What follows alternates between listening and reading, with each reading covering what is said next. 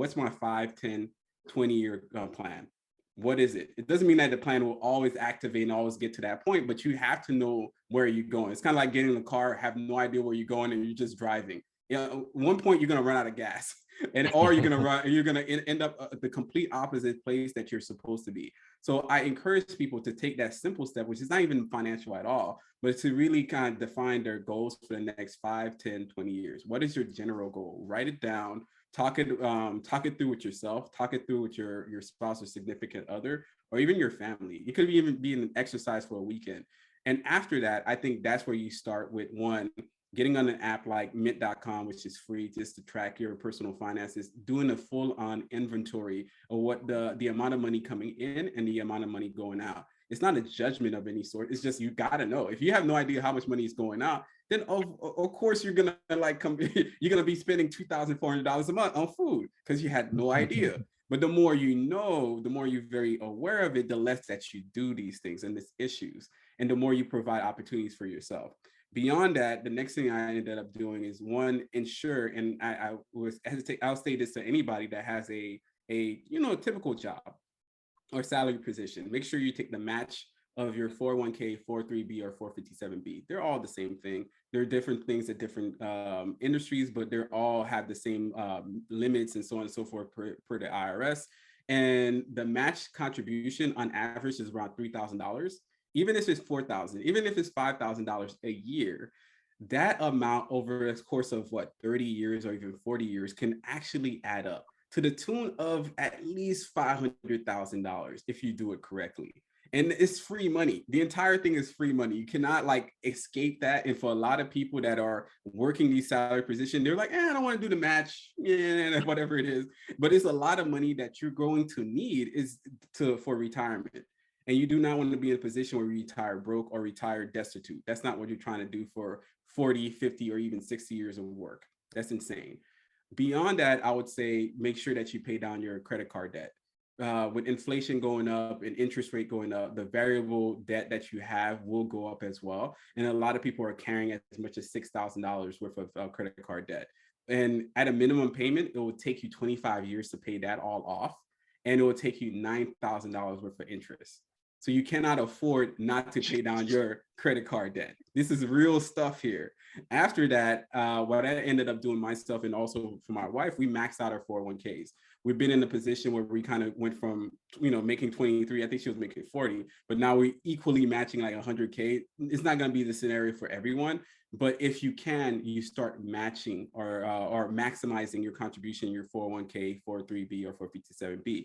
The limit is around $20,500 for 2022, $22,500 for 2023. That maximum contribution over even 17 years would probably get you close to to at least $1 million, more than $500,000, but close to at least $1 million worth of actual investment. You're basically investing in yourself, which the government wants you to do. It saves you on your own taxes, which is also good for you, and also grows historically on average about 8%.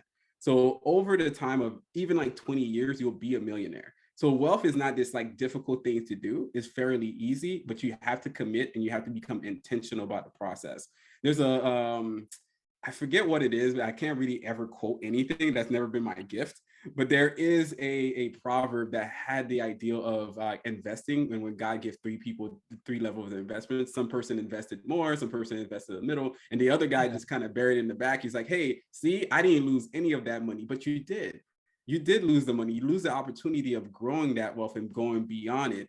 And because you lost it through inflation, which is a real everyday cost. You lost it through opportunity, and you lost it through just being able to grow and learn. And I think that's the true lesson of that parable, is the idea that you have to invest in this day and age. You cannot sit on your laurels. You can't just sit, money underneath the bed and just hope everything is going to go well. It's not going to go well this way. You have to be active and engaged in yourself, in your family, and as well in your community. I think I kind of covered just about everything, but you can actually become a millionaire in less than 17 years if you do it correctly. Well, that's impressive. And the story is for those who are listening, the story of the talents, where God gave one 5, one 3, and the other one was 1. And the one I got, I think the other one was 2. and the one that had one decide to bury, while the one that had two double it, while the one that has five also double it. And it's very important lesson for us to learn, for us to invest, while we can. And that kind of wants me to go into, you mentioned interest rates. With interest rates, there's rumors of recession coming on. And as you mentioned, a lot of people are scared, a lot of people are frightened, they're not prepared for this. What would your advice be speak to someone who may be going through this recession for the first time, going through this economic downturn for the first time? What would you tell this person? Well, majority of us have actually been through another economic downturn not too long ago, 2020. So it's always actually interesting that the human mind processes losses and also lessons like very differently. Like in our mind, we just kind of like forget that it actually happened, but it just happened. In 2020, when the market dropped, everybody said, "I will change my ways. I will never be the way that I was last time. I will be different." By the end, I think at the time too, when everybody said they couldn't save more than 8%, it's impossible, so on and so forth. But when everything was closed, the average savings rate went up 33%. They've never seen it before in a very long time. It went up 33% for at least for 2 months. Why? Because everything was closed. Turns out we can actually save more. You can save more. You can actually do more with your money. And those lessons that you learned in 2020, which is not too long ago, is the same lessons that's going to get you through 2023 or even the market downturn. Those things of like really changing your lifestyle, figuring out a new diet, making sure that you're spending more time with your family, going out less in the idea of just spending money for fun, but really just realizing that nature is also a good time. Like you go running, do 5Ks, you could go hanging out with your friends in their backyard. All of these things are still very much plausible. And I think that's the biggest lesson that people need to learn from 2020 is that you can radically change your life. You have to be willing to make that decision and stick to it. It's kind of like a person that's overweight, like myself. I'm not completely as fit as I used to be, but I can't get fitter by just kind of doing the same negative, I guess, problems every day in, day out. I have to get up in the morning. I have to maybe walk the block. I have to run down the street, so on and so forth is going to help.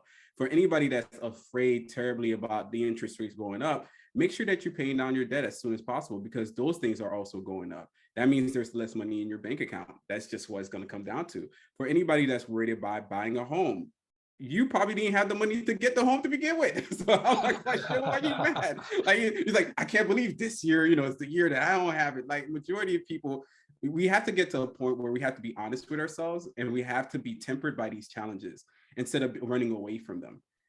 There's another story, it's another quote out there that I found was very fascinating.